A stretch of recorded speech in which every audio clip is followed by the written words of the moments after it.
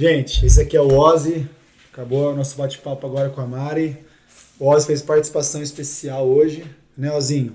Sim. Deixa pra câmera agora. Oi, meu chapa. Ele é fotogênico, ó. Você vai estar na capa, Ozzy.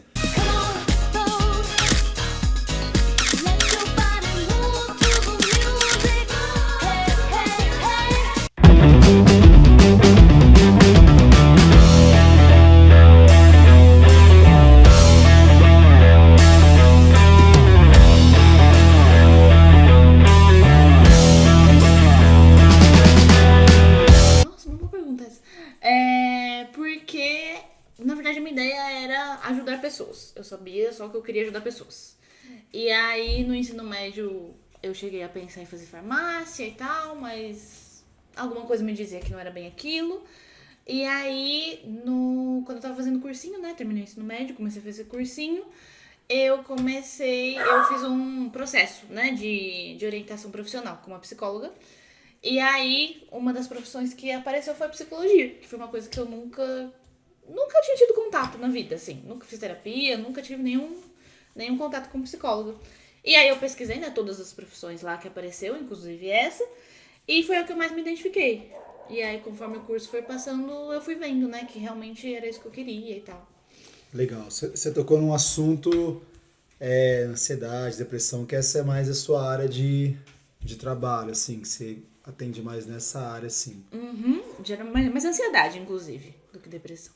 Com a pandemia, eu acho que não teve quem não ficou doente, assim, ou que não precisou tomar um remédio controlado, né? Com certeza. E assim, a pandemia foi assim, foi uma tragédia muito grande, mas aumentou, proporcionou muito a pessoa começar a praticar um esporte, porque as academias estavam fechadas. O boom da corrida cresceu muito, né? Sim. O boom da corrida cresceu muito. Você, quando você pega um caso clínico assim, por exemplo, dependendo do paciente, você recomenda...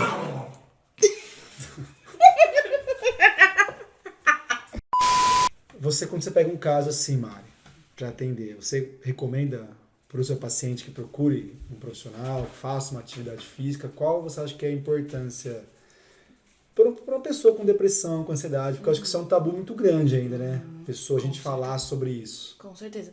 Com certeza é um tabu não só dar o diagnóstico, né, esse tipo de diagnóstico, principalmente qualquer diagnóstico em saúde mental, mas também muitas pessoas acabam não relacionando, né, atividade física com a importância para a saúde mental.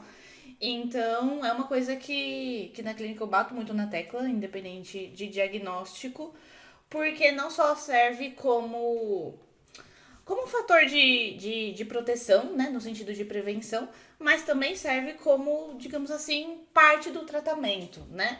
No sentido de que quando a gente faz... no sentido de que quando a gente faz atividade física, né, existe um processo bioquímico, né, que o nosso cérebro emite substâncias, né, que ajudam o nosso cérebro a prevenir questões de saúde mental, né? Além disso, também algumas doenças neurológicas, né, como Alzheimer, por exemplo, também atua na prevenção disso. Então, tanto para qualquer questão de saúde mental, existe já esse benefício desse processo bioquímico, né, do cérebro. Mas para além disso, né, a atividade física também pode atuar como um fator psicossocial. Então, o fato de você, por exemplo, sair para fora para correr, né, respirar ar puro e etc, né, ver outras coisas que não estar em casa sozinho, né, isso por si só ajuda. O fato de você, por exemplo, ir numa academia ou fazer uma aula de qualquer coisa que seja, né, interagir com pessoas também ajuda, né. Então, é todo... O fato de você gostar, por exemplo, de fazer academia, de fazer atividade física, também contribui, né. Então, várias coisas, né, contribuem se você for somando, né, todas essas questões aí dentro da atividade Falando então física. do esporte de modo geral, é o esporte social, né? Que você, por exemplo, assim, pratica com mais de uma pessoa. Sim. Eu gosto de citar muito exemplo hoje do beach tennis, está em alta, né? E eu gosto de comentar sobre isso. Por que às vezes é tão gostoso, o pessoal fala? Porque é uma coisa nova que, assim, para nossa cidade aqui é relativamente novo, mas é um esporte que é coletivo. Exatamente. Então é você e seu parceiro contra, geralmente, sempre vai jogar com seu cunhado, e, né, sei lá, o namorado, enfim, acaba tendo esse entrosamento social, né? Com Não só o certeza. beach tênis, mas a corrida em grupo, academia, se for esportes coletivos. Sim, vôlei, futebol.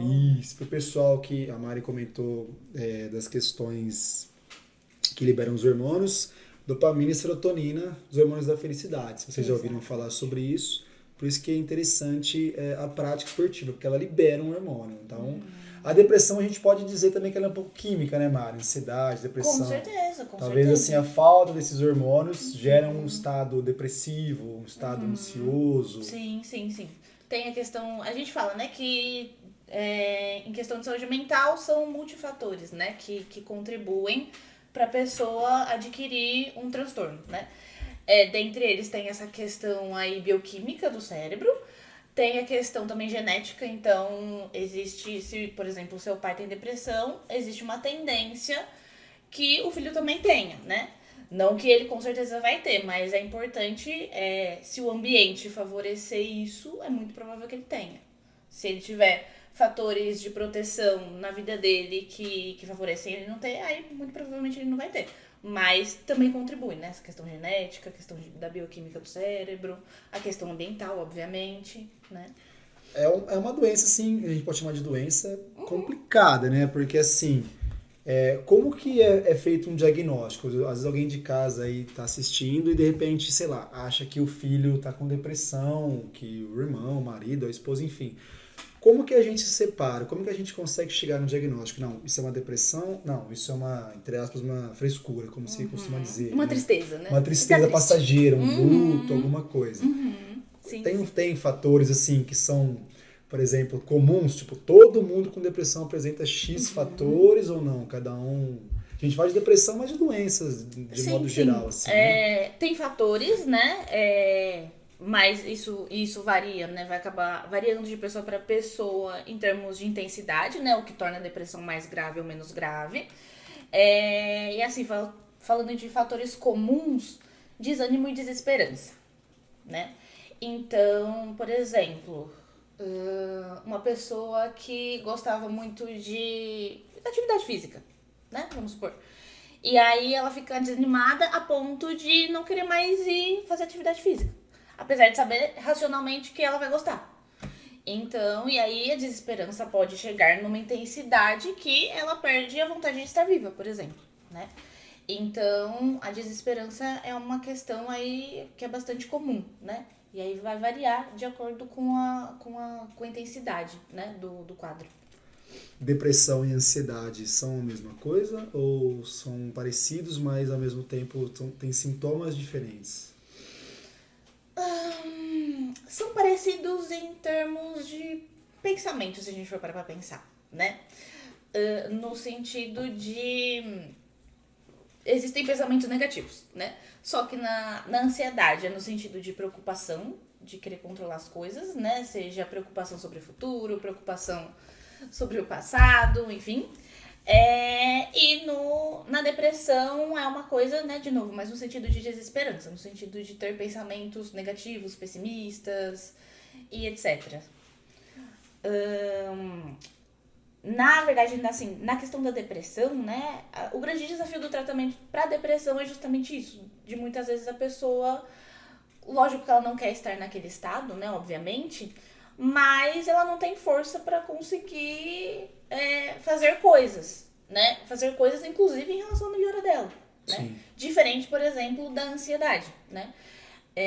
Que existe essa inquietude, né? Essa preocupação e essa coisa, mas, por outro lado, não tem essa paralisia, digamos assim. Sim. Né? Só pra gente, assim, deixar bem claro as coisas, antes de entrar um pouco mais na questão de como que o esporte ajuda, existe, assim, um procedimento, por exemplo, de um familiar, assim, abordar alguém, tipo assim, que nem você falou assim, vamos supor que eu sou corredor, então eu tô com depressão, e aí a minha esposa, a Rafa, percebe que eu tô desanimado e tal, e tô com essa desesperança. Como que ela pode me abordar, chegar em mim sem que eu fique, sei lá, né, assim, enraivecido ou né, não sei explicar direito, mas tem um modo de você lidar com a pessoa? Porque às vezes a pessoa que está passando por isso não sabe explicar. E quem não tem, não entende. Quem nunca passou não sabe como é que é. Então tem assim uma técnica, alguma coisa para se abordar. Tem, é que assim, né, vai parecer muito clichê o que eu vou falar, mas escutar. E escutar nem sempre é uma coisa muito, muito fácil, né? Porque escutar no sentido de estar aberto a receber qualquer tipo de informação que seja, sabe? É diferente, por exemplo, você chegar em mim e falar, nossa, Mari, tô tão triste hoje, nossa, e eu virar pra você e falar, não, Matheus, vamos na festa que vai ter semana que vem? Vamos. Você não pode ficar assim, não, tem que pensar em outra coisa. Isso é uma coisa. Outra coisa, eu falo, mas por que, Matheus? O que tá acontecendo na sua vida, né? Por que você tá tão triste assim e tal? Percebe que eu tô com a curiosidade de entender o porquê que tá acontecendo isso. Eu não tô te trazendo uma solução pronta, que talvez nem faça sentido pra você, percebe? É o que a gente chama na psicologia de escutativa, né? É ouvir com essa curiosidade, sabe? Na intenção de fato, procurar entender a pessoa. Porque, né, infelizmente, não tem como a gente ajudar quem não quer ser ajudado. Se a pessoa não estiver aberta a receber uma ajuda, né, ou se ela não se sentir acolhida por isso, então, né, não tem muito o que fazer. Então, talvez o primeiro passo seja justamente isso, sabe? Ter uma escuta nesse sentido de procurar entender realmente a pessoa. Pra aí, sim, ajudar ela a pensar em possibilidades do que pode ser feito com isso. Escolha assunto que é legal, que você falou da questão da curiosidade. Eu acho que isso serve até como para si mesmo essa reflexão, né? Por exemplo, assim, de repente se tem alguém que está passando por isso, sim, se percebeu que tem alguns sintomas parecidos. Seria uma reflexão, uma introspecção dela pensar assim, por que eu estou passando por isso? Ou por que eu estou sentindo assim, né? Tem alguma preocupação? Não. Tenho... Sei lá, eu acho que eliminando coisas, pra ela perceber que a vida já vem se arrastando, né? Eu acho que ela já vem sentindo assim. E aí existe que a gente falou de tristeza passageira e que, né, o que é uma coisa e o que é outra. Mas tem um tempo, vamos dizer assim, tipo, olha, você está se sentindo triste por mais de 3 semanas, sei lá, 4, sem motivo aparente. Sim, sim. Não vou saber te falar, assim, os tempos específicos, né? Mas no DSM, que é tipo o Manual de Saúde Mental, que é tipo o CID, né? Só que o CID tem absolutamente todas as doenças, o DSM é só sobre saúde mental. Então tem diferentes quadros de depressão, né? Então tem o episódio depressivo, que é como se fosse uma crise, que aí tem um X de tempo lá. Tem a depressão de fato, né? O quadro de depressão, o transtorno de depressão. E tem, por exemplo, uma depressão que é como um transtorno de personalidade, né? Que é o transtorno de personalidade anancástica, que é a pessoa que de fato ela tem um perfil que é mais pessimista. Então, ela não tem essa coisa de... Pode ser que ela tenha crise depressiva, muito provavelmente, né? De ficar na cama e tal. Mas, ao longo da vida dela, ela tem essa característica de ser uma pessoa muito pessimista, de nada dar certo pra ela, de fugir de coisas novas, né? De fazer sempre a mesma coisa, de ter muita dificuldade em, por exemplo, procurar um novo emprego, ou procurar, enfim, né? Procurar evoluir, digamos assim. Sim. Né? E aí a gente tá falando aí de um transtorno de personalidade, né? Que é uma coisa muito mais rígida e muito mais a longo prazo, né?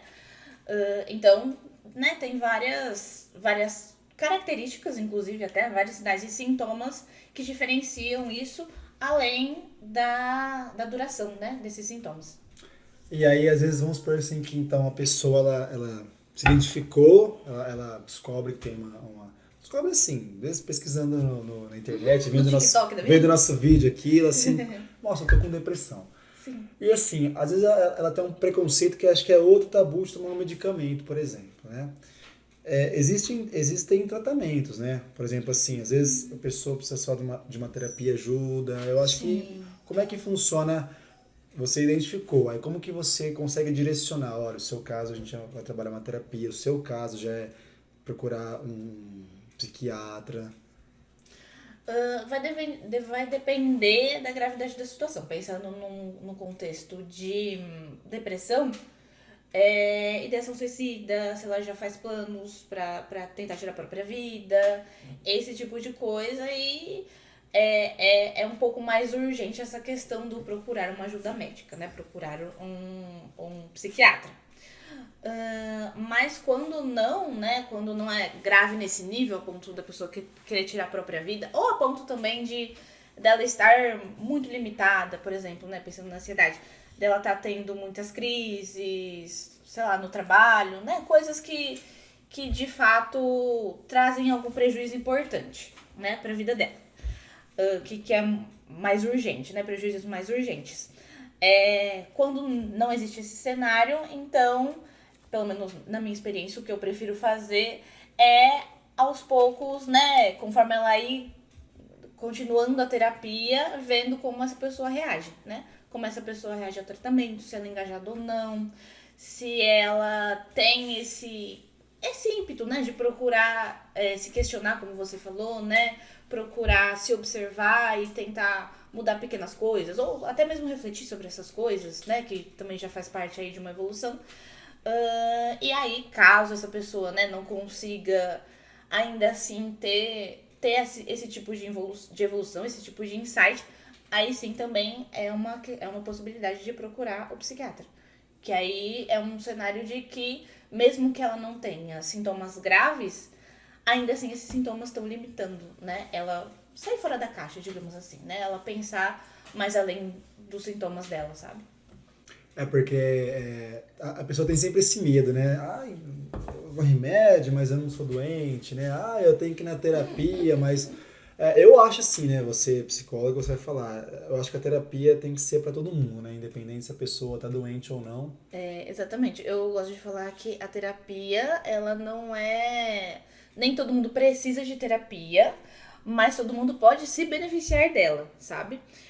E é justamente por isso, né? Por esse tabu que eu costumo, né, fazer um pouco essa análise, assim, mais a fundo, justamente pra trazer essa outra visão, né, da possibilidade de um psiquiatra, né, da possibilidade, inclusive, de estar em terapia. Porque, por mais que a pessoa procura, ainda tem essa coisa de, nossa, o que eu vou falar hoje? Eu não tenho nada pra falar. Mas será que eu posso falar isso, né? Será que eu posso falar aquilo? Se eu tô tratando depressão, será que eu posso falar do meu relacionamento, né? Então, tem vários tabus que ao longo da terapia a gente vai quebrando e com certeza um deles é o psiquiatra, né? É o tomar remédio, mas será que, né, já não tá na hora, enfim. Aí, falando em terapia, várias pessoas procuram o esporte como uma forma de terapia. E sempre falam assim, é minha terapia diária. É o famoso hashtag no Instagram lá, terapia diária, né? Posta a foto. É válido, a gente pode afirmar que seria válido. É uma forma de terapia também, o esporte, na vida dessa pessoa? Então, é que tem uma diferença, né? Entre fazer terapia e uma atividade terapêutica. O que é uma atividade terapêutica? É fazer coisas que fazem bem pra gente, basicamente, né? Então, atividade física, sair com seus amigos, fazer uma leitura que você gosta,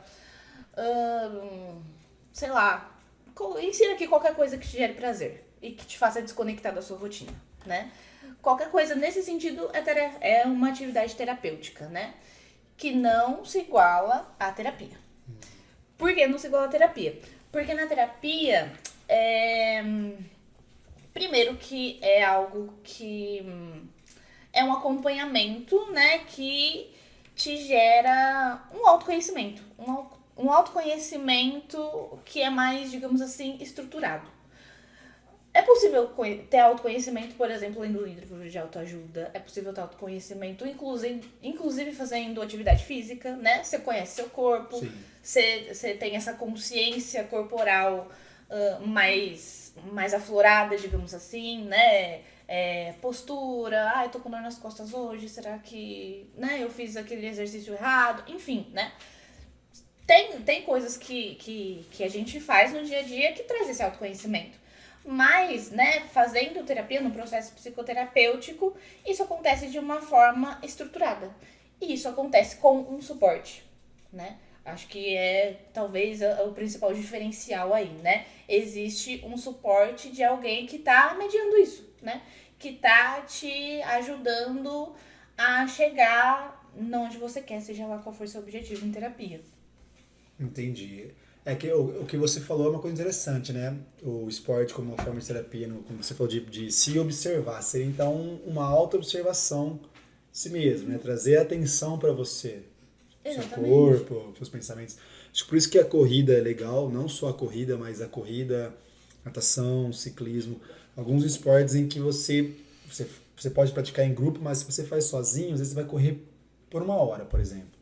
Ou você nada por 1 hora, você pedala. É você com o seu pensamento ali. Você pode pôr um fone de ouvido e viajar na maionese. Ou você pode, às vezes, ficar refletindo, né? Talvez você está correndo, mas você está pensando, nossa, por que eu fiz aquilo? E Exatamente. gerar talvez uma introspecção, né? Se entender, se compreender. Exatamente, com certeza. Com certeza. Nesse sentido. Mário, eu tinha te abordado a questão do overtraining, assim, a gente vai falar sobre isso. A gente falou até agora assim, sobre depressão, ansiedade, como identificar, como que o esporte ajuda nesse sentido, né? Você falou através das questões bioquímicas do cérebro, que libera serotonina, endorfina, enfim. Passando para o outro lado agora, o excesso, tipo assim, da atividade física, demasiado, aquela pessoa que não descansa, que não dá um intervalo, que se cobra demais, ela pode gerar, em vez desse hormônio do bem-estar, da felicidade, um cortisol, por exemplo, que é hormônio de estresse, ou, não sei, ficar assim ansiosa, depressiva, até chegar num overtraining que a gente vai falar mais pra frente. Com certeza, né? É como diz aquela frase, né? Tudo que é em excesso faz mal, inclusive coisas saudáveis. Então, é importante, né? E aí entra muito o que a gente acabou de falar sobre se observar, né? Porque o overtraining é o fato de você fazer atividade física de uma forma contínua e intensa, de uma forma que o seu corpo não consiga se recuperar, né? Daquele esforço físico que tá acontecendo ali. E aí, isso pode gerar várias questões físicas, né? Fadiga, cansaço excessivo, né? E também ansiedade, diminuição da qualidade de sono, cansaço a ponto de ser mesmo quase que um estado depressivo, né? De estar desanimado, né? De fazer as coisas. E isso, inclusive, não acontece só, né? Quando a pessoa já está no overtraining, não acontece só na atividade física. Quando ela vai fazer atividade física, mas também para todas as áreas da vida dela, né? Então, pode sim acontecer, inclusive com qualquer tipo de atleta, desde um atleta profissional até um atleta amador. Sim. O que eu sempre falo para os alunos, assim, quando eu passo um treino, assim, alguma coisa, eu falo, o descanso, ele faz parte do treinamento. Exato. Tão importante quanto, né? Exatamente. Então, se você que está assistindo a gente tem um planejamento, siga aquilo que o seu coach, o seu treinador passou, porque ele periodizou para você. Não queira exagerar, porque pode dar um overtraining. Com certeza. E a gente vê muito isso em atleta de alto rendimento, que é profissional, né? Assim, muito, muito, muito. Eu lembro quando eu vi a reportagem do Phelps, né? Michael Phelps, todo mundo conhece ele, o maior medalhista olímpico aí dos Estados Unidos. Ele chegou a dar uma entrevista depois que se aposentou que ele pensou em suicídio. Porque ele estava no ápice mental. Eu acho que a cobrança que ele gerou sobre ele, que uma nação inteira gera sobre ele. Com certeza. Quando a gente pratica uma atividade, Mari, ela deixa de ser prazerosa e passa a ser uma coisa assim, eu preciso melhorar, eu preciso bater meu tempo, e aí você começa a se cobrar demais. A gente tem que já então prestar atenção nisso, tá passando do ponto. Com certeza, com certeza. Pensando especificamente na questão exercício, né? Quando você deixa de... Um exercício que é fácil pra você, que você faz muito, muito tranquilamente, que passa a ser muito pesado, né? O seu corpo passa... você sente que tá sendo muito pesado, já é um sinal de alerta, né? Por si só. E aí, acho que, inclusive, isso me lembra muito a questão do burnout, né? Que é essa também, essa sobrecarga e essa...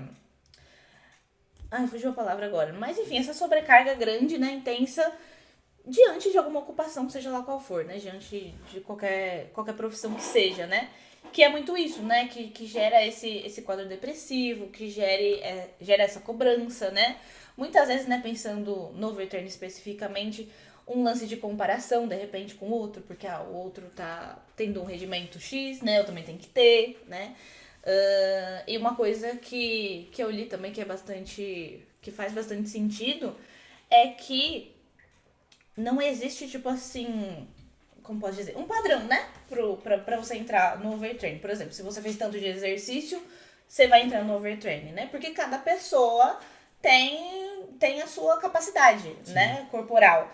Então, o que pra uma pessoa é tranquilo de fazer, pra outra, mesmo sendo o mesmo esporte, talvez não seja, né? Então, essa questão não só da cobrança, mas também do de se comparar com um colega, talvez seja algo bastante importante aí nesse sentido, né? Você falou sobre comparação e eu acho que essa é a chave, assim, porque é o que eu mais vejo, assim, de aluno chegar, às vezes, e cobrar, e falar assim, para, Chiquinho. Da comparação da pessoa chegar e falar assim, mas o fulano eu vou fazer pra corrida aqui, porque, né, é o nosso público, assim, então eles vão entender o que eu tô falando. O fulano corre, ele faz um pace de 4, ele faz um pace assim, em quanto tempo você corre 1 quilômetro. Então, assim, ele corre 1 quilômetro em 4 minutos, eu também quero correr. Só que ele não vê, ele não consegue enxergar a estrutura que tem para a pessoa chegar lá. Às vezes foi 1 ano de treinamento, né? 2, 3, 4, 5, 6. Aí a pessoa usa um tênis X, ele acha que é o tênis que vai ajudar e compra o tênis. Porque usa um short coladinho. E não consegue enxergar o contexto por fora. Não, ele treinou, ele se preparou, ele vem anos treinando, se alimentando bem. E aí acho que essa comparação é que é o prejudicial, né? Com certeza. Começa a gerar o estresse. Com certeza. Só que é um resultado imediatista, sem enxergar o processo em volta. Exatamente. Em tudo na vida, né, Mar? Inclusive. Sim, não só no esporte, mas qualquer área do trabalho, relacionamento. E assim, a gente já tá vindo para essas áreas. O corpo começa a dar gatilhos de que você vai desenvolver uma crise. A gente falou um pouco de tudo, mas sei lá, de repente. É que eu acho que entra no sintoma, né? Você falou a questão do sono. Você não está dormindo bem, aparentemente sem um motivo. É um gatilho de que algo tá. Pode ser. De que alguma coisa tá errada, assim. Sei lá, de repente você tá passando por um estresse e não identificou. Assim, né? Quando a gente fala em saúde mental, a ideia é que exclua todas as possibilidades biológicas para aí sim você começar a pensar na questão mental, né? Num diagnóstico. Mas sim, né? Tô pensando em qualquer tipo de diagnóstico, principalmente dentro de um quadro de crise, o corpo dá sim sinais. E a terapia, né? Assim como a atividade física, também a gente dá para colocar nessa função, são lugares onde a gente toma consciência, né, desses sinais. Que nem a gente estava falando dessa consciência corporal, né? Essa consciência corporal ajuda bastante pessoas com ansiedade, por exemplo, né? No sentido de começar a perceber com exercício físico quando você está tensionado, por exemplo, né? Tô fazendo aquele exercício lá assim, não sei qual é, enfim. Tô fazendo aquele exercício aqui, tá doendo pra caramba e geralmente nunca dói. Então quer dizer que eu tô tensionado, né? Tô com dificuldade de fazer um agachamento, minha coluna tá doendo. Então, né, pode ser que eu esteja tensionado. Então, tudo isso são alertas, né? Pra gente se observar, pra já começar a prevenir. Porque quando tá na crise, aí, meu anjo, é só esperar passar. Não tem o que fazer quando você tá em crise.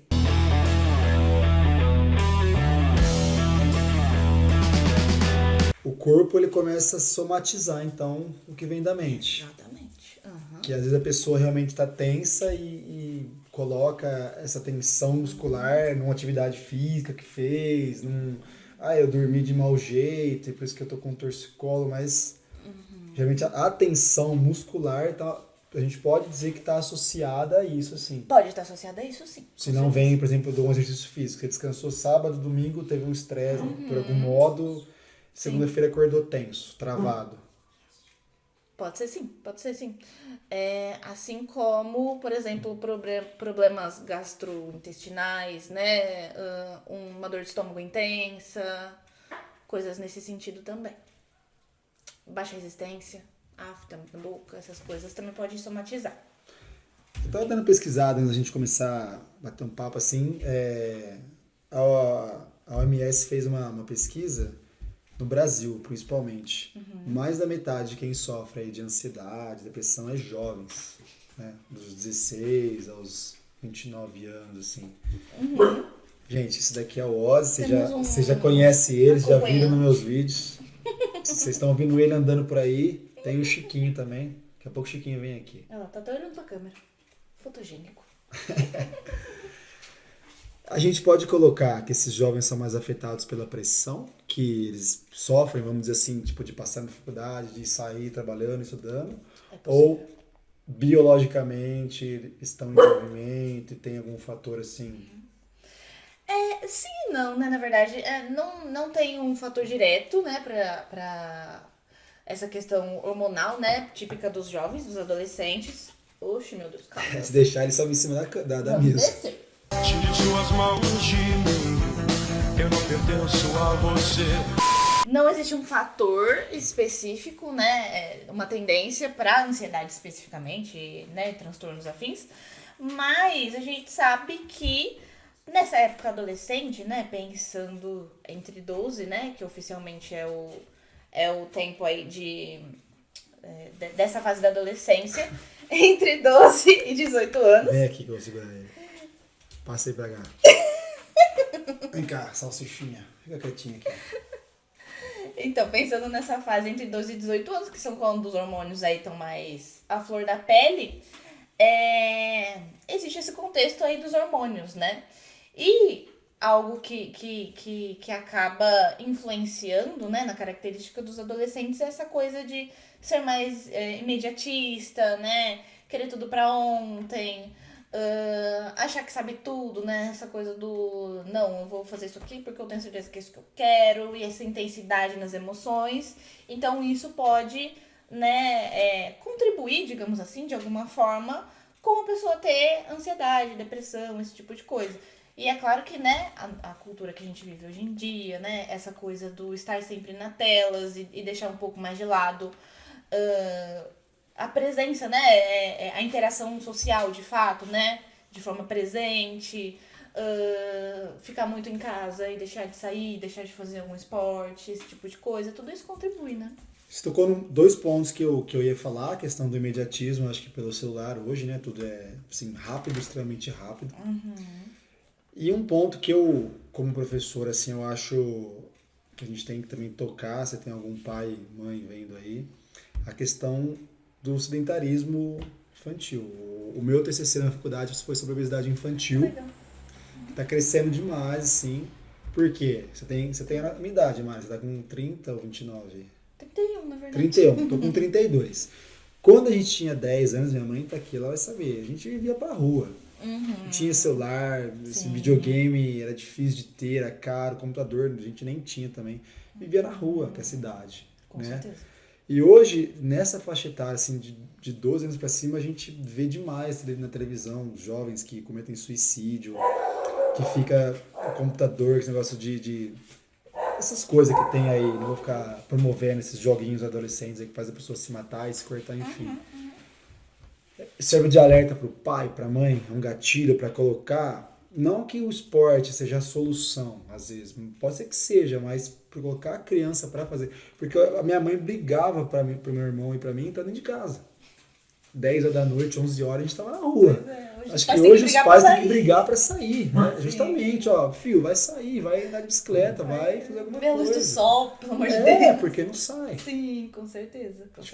A gente pode colocar também isso, esse aumento da ansiedade infantil e adolescente, assim, nessa causa. Muito, com certeza. Com certeza. Falta da demais. atividade. Inclusive, né, que também é um alerta aí pros pais que podem estar assistindo a gente, tem hoje em dia estudos científicos que já comprovam que existe de fato um prejuízo neurológico, tanto com crianças quanto adolescentes que ficam em telas em excessos, né? Então, não é um prejuízo só psicológico e social, é um prejuízo que é de fato neurológico, né? Mas pensando nessa questão aí social, como é que a gente vai ter um relacionamento amoroso, trabalhar em equipe, se a gente não aprendeu isso antes, né? Se a gente não aprendeu a se comunicar, a interagir com as pessoas. E é justamente isso que infelizmente, esses adolescentes estão perdendo também, né? Não só a questão... Até num caso de amor nas câmeras aqui, ó. Gente, isso aqui... O que é isso aqui? O cachorro gamou. Ai, Jesus! Tem que manter a compostura, mas foi difícil. Calma, chocolate branco. Eu não quero que você derreta. Aí lá vem outro também. Então, e aí, esse prejuízo não é só no quesito, né, social e psicológico. Tem vários estudos recentes que comprovam que crianças e adolescentes que estão, né, muito expostos, né, tem essa exposição à tela de uma forma muito, muito intensa, né, que isso pode trazer prejuízos, inclusive, neurológicos, né? E aí, né, acarretando isso em questões de aprendizagem, né, em questões de uma tendência maior também, querendo ou não, a transtornos psicológicos, enfim. Então, né, não é só um problema aí social, psicológico, né, emocional, muitas vezes, mas sim também, né, neurológico, sim, de fato. É algo bem grave, assim. Então, e aí, né, mas pensando nessa questão social, como é que você vai, né, querer ser um adulto saudável, que sabe, sei criar lá, relações, conexões, né, ter sucesso profissional, saber lidar com equipe, né, críticas, exatamente, né, ter um relacionamento amoroso se a pessoa não aprendeu a se comunicar, só aprendeu a se comunicar online, né, e aí chega no presencial... No mundo real... Exatamente. Então... Não sabe como fazer as coisas. Então, realmente, né, a pessoa tem uma experiência bastante deficiente aí, né? De várias coisas, inclusive. Uma vez eu fiz um estágio na escola e aí o professor comentou assim, ó, chamou a atenção do aluno e tal, e eu tava meio fora, aí ele falou assim, ó, aquele aluno não sabe correr. Eu falei, como não sabe correr? Ele tá brincando com a minha cara, né? Ele tinha passado uma atividade e o aluno realmente era uma criança, não lembro, 6 anos, 7, mas era essa faixa etária, não lembro assim qual que foi o período da escola, né? Se era fundamental, não lembro direito. E o menino saiu correndo assim, e perto do final da quadra tem o alumbrado, assim, né? Ele, tipo, não brecou. Ele tinha que chegar num cone e voltar. Passou reto e bateu no cone.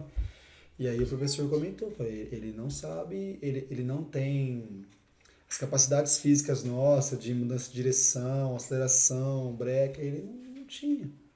Porque é um aluno que não brincava na rua, que você falou, né? Não jogava bola, não saía, andava de bicicleta, nada. Era computador, videogame, celular, o tempo todo. Pois é. E aí nesse caso, a gente tá falando, inclusive, de uma questão neurológica, provavelmente, né?